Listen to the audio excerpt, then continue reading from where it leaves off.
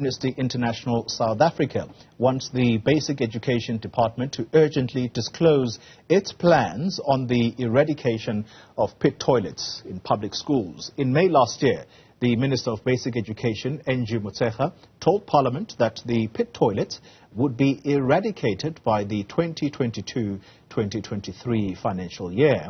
Joining us now is Alicia, Jooste, activist coordinator at Amnesty International South Africa. Alicia, good morning to you and thanks for your time. Do you believe that indeed this matter will be a thing of the past, given that it's the 2022-2023 financial year? It has been a long-running issue. Thank you, and thank you for your time today. Unfortunately, the Department of Basic Education has a track record of missing key deadlines, which have all been self-imposed deadlines, such as this latest one. This includes the minimum norms and standards that required safe sanitation to be prioritized and implemented by November 2020. We didn't see this. As you mentioned, last year the Minister again recommitted to ensuring the eradication of pit toilets from all schools at the end of this financial year. But the financial year has come and gone and there has been no word from them. We do hope that an update is just around the corner, and we're now calling on them to urgently commit to ensuring that there is the eradication of pit toilets, and for them to provide us an update on the status of how many pit toilets still exist in schools across South Africa. The reason I asked that question, Alicia, is that the President himself, I remember at one instance where he was the one communicating on this particular issue, and I think he even set some deadlines himself. You've already told the viewers that the Basic Education Department has often missed these deadlines. We are told time and time again that the ministers have performance targets that are monitored and that they speak to the President about in terms of where they are. Do you think that these are actually real? Because if they were, the Minister of Basic Education should have eradicated pit toilets by now.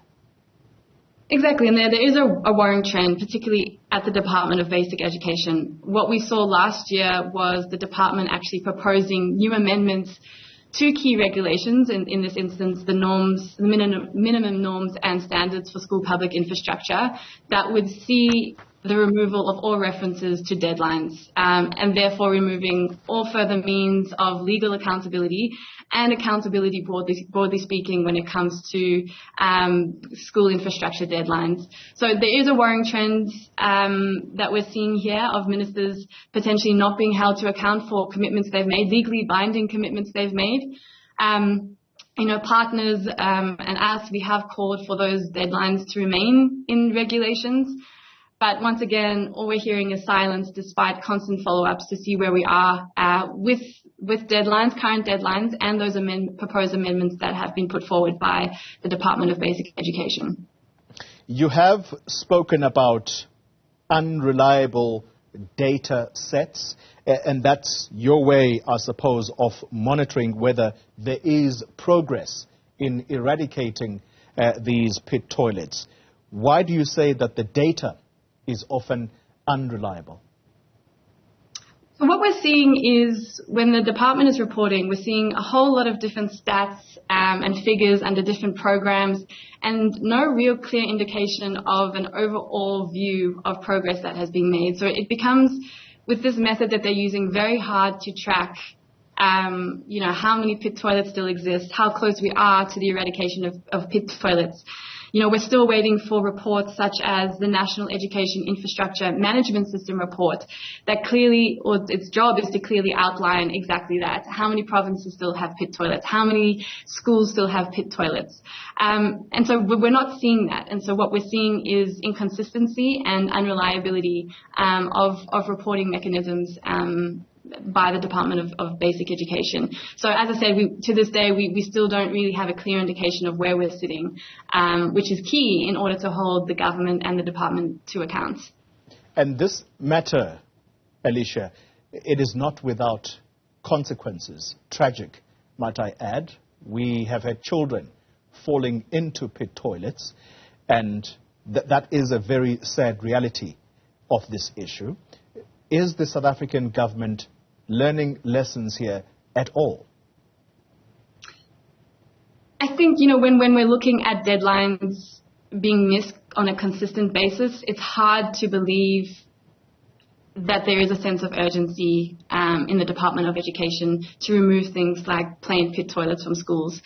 As you said, it not only threatens the right to life, but it's also the right to basic education, to sanitation, to dignity, to health.